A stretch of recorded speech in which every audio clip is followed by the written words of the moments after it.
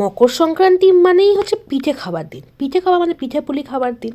তো সেদিনকে এক্সাইটেড থাকে একটা কারণে, যে সেদিনকে বাড়িতে পিঠে হবে এবং সেই পিঠেটা আমি মন ভরে খাবো। তো অনেক সময় এমন হয়েছে যে পিঠে এত বেশি খেয়েছি যে রাত্রিরে ডিনারটাও করিনি। আমাদের বাড়িতে তেমন চল ছিল না পিঠের, কিন্তু মা প্রত্যেকবারেই মকর সংক্রান্তিতে অনেক রকম পিঠে বানাতো। কারণ দিদা, মাসি, মামি সবাই কিন্তু পিঠে বানাতো, তো সেই থেকে মাও শিখেছিল।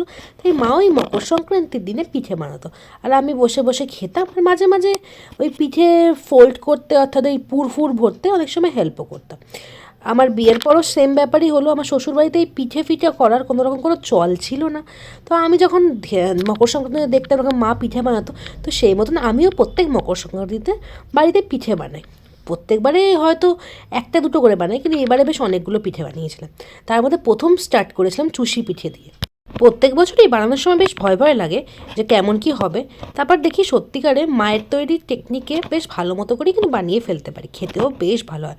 অনেক সময় ভাবি যে হয়তো খেতে ভালো হবে কি হবে না, কিন্তু সত্যি কথা কয়েক বছর ধরে তো বানাচ্ছি, কোনোবারই কিন্তু খেতে খারাপ হয়েছে বলে মনে হয় না। তো প্রথমেই আমি পিঠে বানানোর পর প্রথমে ঠাকুরকে ভোগ দিই, তারপরে আমরা গ্রহণ করি। তো সেই পিঠে বানিয়ে নিয়েছিলাম, প্রথমে ঠাকুরকে ভোগ দিয়েছিলাম। আর এগুলো সব ঠাকুরের ইন্ডাকশানেই করা হয়, পুরোপুরি নিরামিষভাবে, যাতে ঠাকুরকে ভোগটা দিয়ে দেওয়া যায়, তারপরেই আমরা সেটা গ্রহণ করতে পারি। তো এইবারেও সেম তেমনিই ব্যাপার ছিল। পিঠে পুলির দিন অনেক রাত্রিরে ঠাকুরকে ভোগ দেওয়া হয়েছিল, আর গরম গরমও ছিল, তাই যতক্ষণ আর ঠান্ডা হচ্ছে সে ভোগটা দেওয়াও যায় না। তো একটু ঠান্ডা করে তারপর ঠাকুরকে ভোগ দিয়েছিলাম। তারপর আমি টেস্ট করেছিলাম, খেতে কিন্তু মন্দ হয়নি, বেশ ভালো হয়েছিল প্রত্যেকটা পিঠেই। আর তোমরা বাড়িতে কী কী পিঠে বানালে? আর মালপোয়াটা দেখে একদম কিন্তু তোমরা হাসাহাসি করবে না, কারণ আমি এর থেকে ভালো মালপোয়া বানাতে পারি না। কারণ আমার প্রত্যেকটা মালপোয়া এরকম গোলু গোলু চপের মতোই হয়। আর প্রত্যেকবারে ভাবি পাতা বেশ যেমন দোকানে বিক্রি হয় সেভাবে বানাবো। তো অনেকবার চেষ্টা করেছি, কিন্তু আমার দ্বারা হয়নি, তাই আমি এইভাবেই মালপোয়া বানাই।